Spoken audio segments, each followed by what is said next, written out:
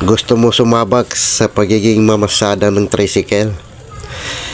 Kung ganun, gusto mo mamasada mga lodi, kailangan kumpleto ka.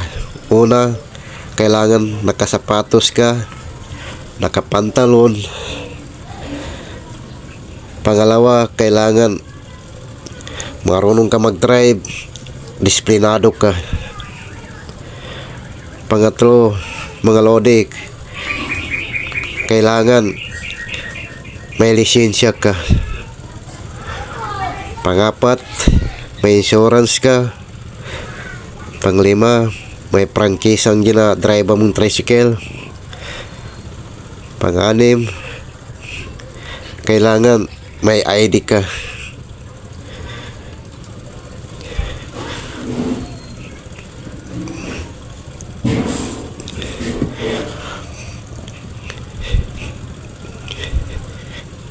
Kailangan marunong ka sa mga rules.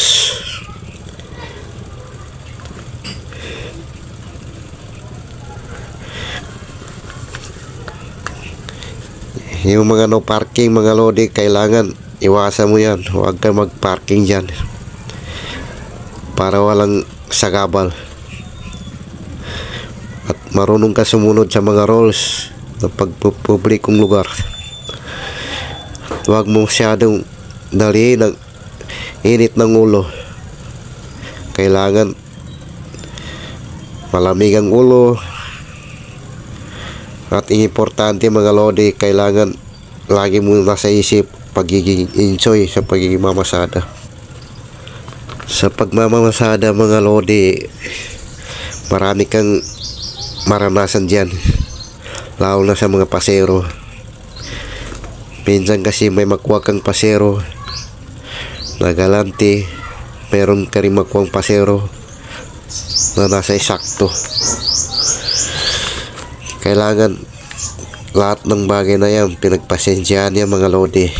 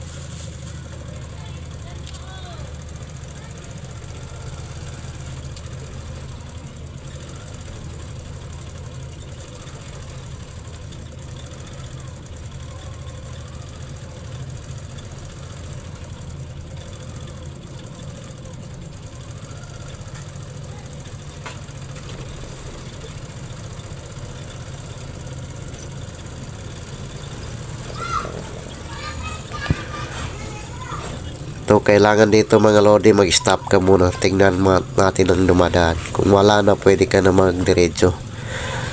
Katulad nito, ito. Ayan mga lodi, basta crosswise ang dalan, kalsada. Kailangan marunong ka doon para iwas disgrasya. Lalo na kapag may pasayro ka, kailangan mag-iingat ka lagi sa pagmamasada mo. Huwag waswas mga lodi sa pagiging mamasada para hindi ka makadamay ng tao.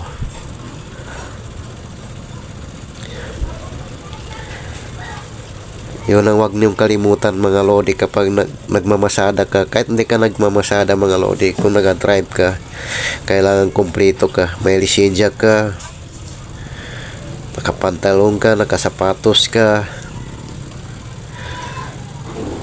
Kung namamasada ka mga lodi, ang pinaka-importante naman kung namamasada ka sa tricycle, kailangan may franchise ka, may ID ka, basta kumpleto ka mga lodi,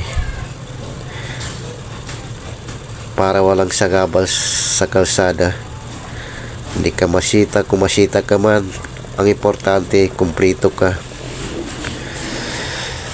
Yan ang pinaka-importante mga lodi.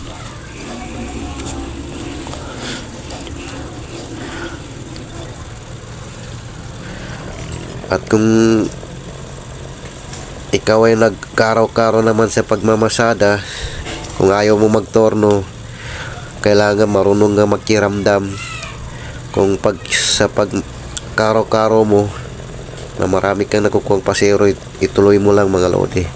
Pero sa tingin mo, sa pagkaraw-karaw mo na wala kang makukuhang pasero, magbalik ka sa tornuan mo, sa toda mo kung meron kang toda.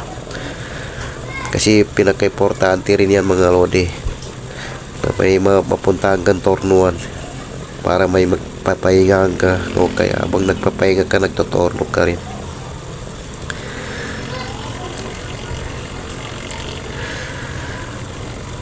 Kasi hindi rin biro ang gasolina natin mga lodi.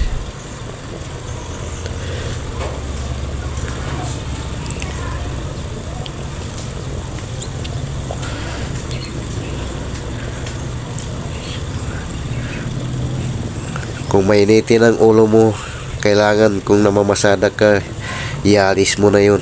Pagka initin ang ulo, dalihin mo lang yung palakaibigan mo.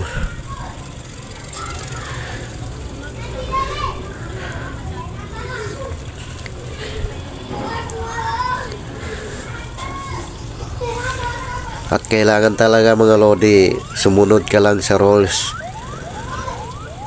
Kung anong rules sa ating siyudad, kung anong kanilang patakaran, doon ka lang, sumunod ka lang.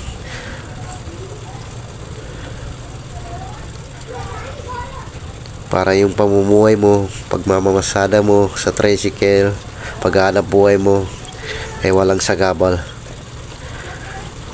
Kasi kailangan natin mabaon yan sa ating sarili mga lodi bago tayo mag-alis sa bahay, para sa ating pamilya, para makapaghanap buhay tayo ng maayos na walang sagabal.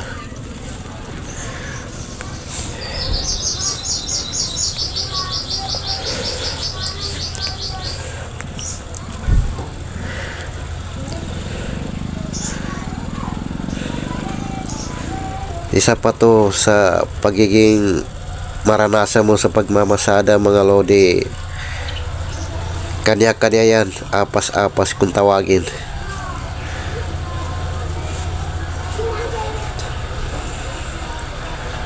Lalo na kapag nagkaraw-karaw ka mga lodi, kailangan apas-apas yan mga lodi.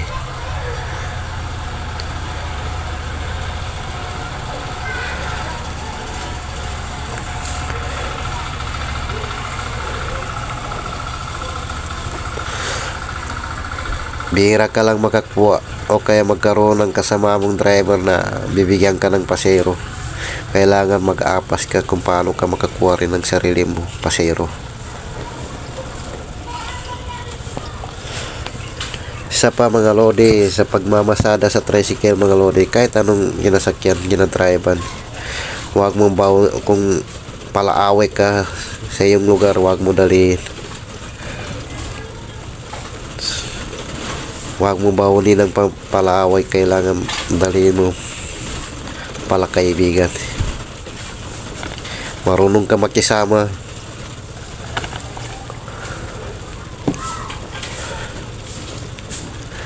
Kasi kinukuha mo sa pagmamasada mga lodi, hindi away yan, kundi naghahanap buhay ka para kahit papano mabubuhay mo ang pamilya mo ng maayos.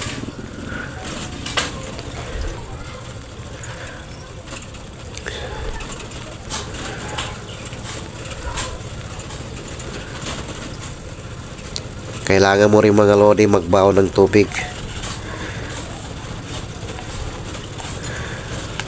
para hindi ka atakin sa pagmamasada mo, lalo na kapag may pasero ka, hindi mo madamay.